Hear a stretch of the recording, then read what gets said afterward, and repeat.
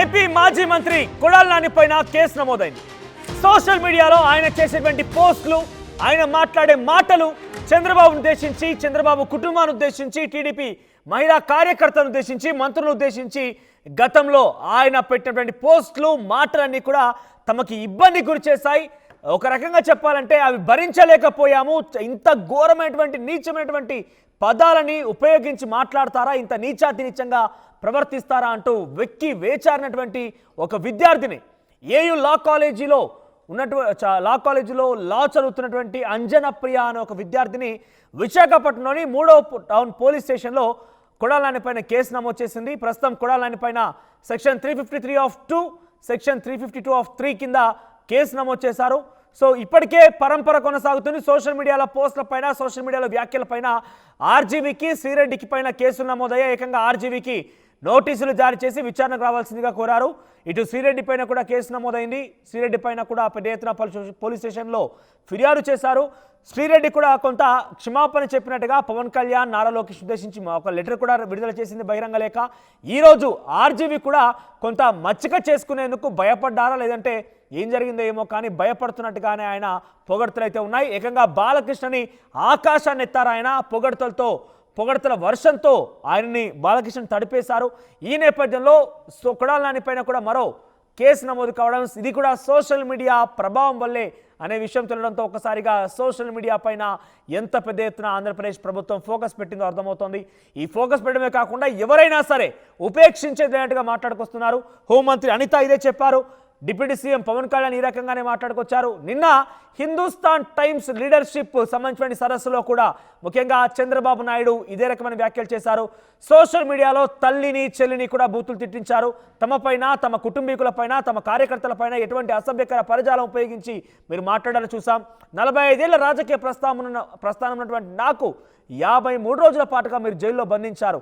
వీటన్నిటికీ లెక్క తేలుస్తాం, అందరిపైన చర్యలు తీసుకుంటామంటూ కూడా మాట్లాడుకొచ్చారు. ఈ నేపథ్యంలోనే తాజాగా అంజన ప్రియ అనేటువంటి ఒక లా స్టూడెంట్ కొడాలి నాని పైన విశాఖ 3 టౌన్ పోలీస్ స్టేషన్లో ఫిర్యాదు చేసిన నేపథ్యం ఆయన పైన కూడా కేసు నమోదు కావడం చూస్తుంటే ఒక్కొక్కరిగా రెడ్ బుక్లోని పేర్లన్నీ కూడా టార్గెట్ కాబడుతున్నాయా, రెడ్ బుక్లోని పేర్లన్నీ కూడా ఒక్కొక్కరిగా వరుస క్రమంలో కేసులు నమోదు చేసి వారిని లోపల వేయబోతున్నారనే ఒక సంకేతం, ఒక చర్చ అయితే ప్రారంభమైంది. దీనికి సంబంధించి మరిన్ని అప్డేట్స్ మా ప్రతినిధి వర్మ అందిస్తారు. వర్మ, సో కొడాలి నాని పైన కేసు విషయంలో ఉన్న అప్డేట్స్ ఏంటి? కొడాలి నానికి నోటీసులు లాంటివి కానివ్వండి, ఇంకేదైనా ఇచ్చే అవకాశం ఉందా? ఆయనపై ఎటువంటి చర్యలు తీసుకోబోతున్నారు? ఇక్కడ చూస్తుంటే ఇది కూడా ఒక రకంగా ఐటీ చట్టంలో భాగంగానే కేసు నమోదు చేసినట్టుగా భావించారు. ఎందుకంటే సోషల్ మీడియా అంటే అవన్నీ కూడా దాని కిందకి పరిధిలోకి వస్తాయి కాబట్టి ఆల్రెడీ ఐటీ చట్టం కింద నమోదైనటువంటి కేసుల విషయంలో శ్రీరెడ్డి, ఆర్జీవీకి నోటీసులు అందా, అరెస్ట్ కూడా చేయబోతున్న ప్రచారం జరుగుతోంది. సేమ్ కొడాలి నాని పరిస్థితి కూడా అదేనా? అప్డేట్స్ ఏంటి? మనం ప్రధానంగా చూసుకుంటే ఇంకా నిన్న 3 టౌన్ లో ఈ ఎగ్నెస్ట్ గా కొడాలి నానికి వ్యతిరేకంగా సత్యాల అంజనా ప్రియ లా స్టూడెంట్ ఈ అమ్మాయి కంప్లైంట్ చేసింది. ఈ కొడాలి నాని గత 5 సంవత్సరాలుగా చంద్రబాబు నాయుడు, ముఖ్యమంత్రి చంద్రబాబు నాయుడు, అలాగే ఆయన తనయుడు లోకేష్ మీద వరుస పదజాలంతో చాలా పోస్టులు పెట్టారు. వాళ్ళ కుటుంబ సభ్యుల్ని తమ మాటలతో హింసించారు. ఈ నేపథ్యంలో మేము 5 సంవత్సరాల నుంచి ఆ మాటలు భరించలేకపోయాం. ఈ నేపథ్యంలోనే ఇప్పటికైనా కొడాలి నానిపై చర్యలు తీసుకోవాలంటూ కూడా ఈ కంప్లైంట్ లో పేర్కొన్నారు. మనం ప్రధానంగా చూసుకుంటే ఎప్పుడైతే కేసు ఫైల్ చేస్తామో దాని మీద ప్రాథమిక విచారణ చేసిన తర్వాత ఎఫ్ఐఆర్ వేయడం జరుగుతూ ఉంటది. కానీ ఇమీడియట్ గా ఆమె కొన్ని ఎవిడెన్స్ సమర్పించడంతోనే ప్రాథమిక సమాచారం ప్రకారం ప్రాథమిక ఆధారాలను అనుసరించి ఇమీడియట్ గా ఎఫ్ఐఆర్ దాఖలు చేశారు. ఈ మార్నింగ్ మనం చూసుకుంటే కనుక కొద్దిసేపటి క్రితమే ఈ స్టేషన్ హౌస్ ఆఫీసర్ మనతో మాట్లాడడం జరిగింది.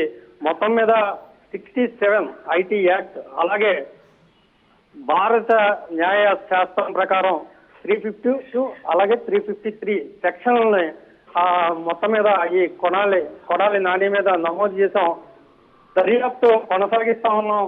అది చేసిన తర్వాత ఆయన్ని ఇమీడియట్ ఎక్కడ అరెస్ట్ చేయాలా లేదా అన్నది ఈ లా ప్రకారం ఏదైతే ప్రస్తుతం కొనసాగుతున్న అరెస్టుల పర్వంలో దాని కింద వస్తుందా, లేకపోతే ఇక్కడ చేసిన ఏదైతే ఉన్నాయో 2 సెక్షన్లో 352 అలాగే 353 ప్రకారం చూసుకుంటే కనుక బాడీ షేమింగ్, అలాగే నిరాధార ఆరోపణలు అలాగే అసత్య ఆరోపణలు చేయడం ఈ సెక్షన్ల ప్రకారం ఏ విధంగా ముందుకు వెళ్లాలన్నదే మేము వర్మ ఇక్కడ ఒక అనుమానం ఏంటంటే ఆర్జీవి పైన కేసు నమోదైన క్రమంలో ఒక టీడీపీ నేత ఫిర్యాదు చేశారు మద్దిపాడు పోలీస్ స్టేషన్లో. ఇక సిరెడ్డి విషయంలో కూడా చాలా మంది టీడీపీ పార్టీకి సంబంధించిన మహిళా కార్యకర్తలు కొంతమంది నాయకులు కూడా ఫిర్యాదు చేశారు. ఇక్కడ కొడాల నాని పైన ఒక లా చదువుకునే విద్యార్థిని అంజనాప్రియ కేసు నమోదవడం వెనుక టీడీపీ కక్ష కానీ తనను ప్రోద్బలం కానీ ఎవరన్నా చేశారా, ఇన్ఫ్లుయెన్స్ చేశారా ఆవిడని?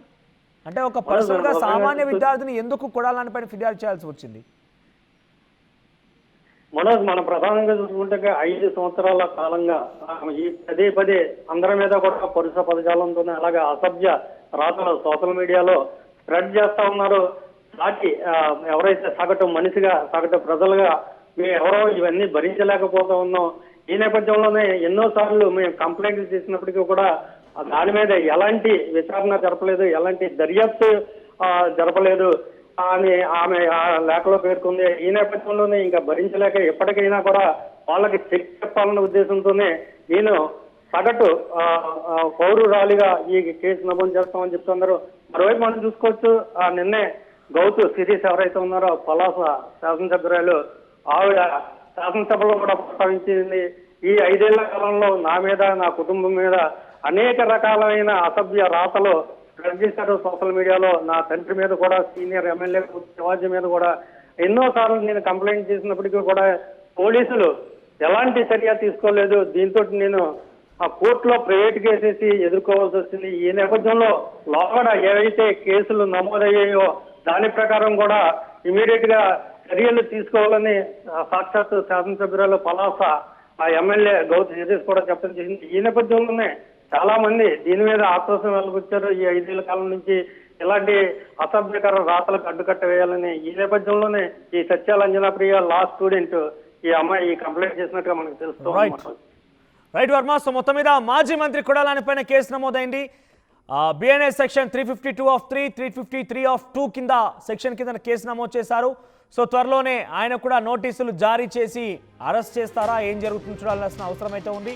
ప్రస్తుతానికైతే సోషల్ మీడియాలో పరుష పదజాలం ఉపయోగించి మాట్లాడినా పలు రకాలుగా ఒకరిని టార్గెట్ చేసే విధంగా, కించపరిచే విధంగా తమ వ్యాఖ్యలను కూడా ఐటీ సెక్షన్ల కింద కేసులు నమోదు చేస్తున్నారు. మెయిన్గా గత ప్రభుత్వంలో ప్రతిపక్షమైన టీడీపీ పార్టీని, గత ప్రభుత్వంలో వైసీపీ అధికారులు ఉన్న సందర్భంలో టీడీపీ పైన ఏ రకమైన పరజాలం ఉపయోగించి మాట్లాడారో వాటి ఒక్కొక్కరిని కాస్త వెలుగు చూస్తూనే వాళ్ళందరూ కూడా కేసులు చవిచూడాల్సిన పరిస్థితి ఎదురైంది.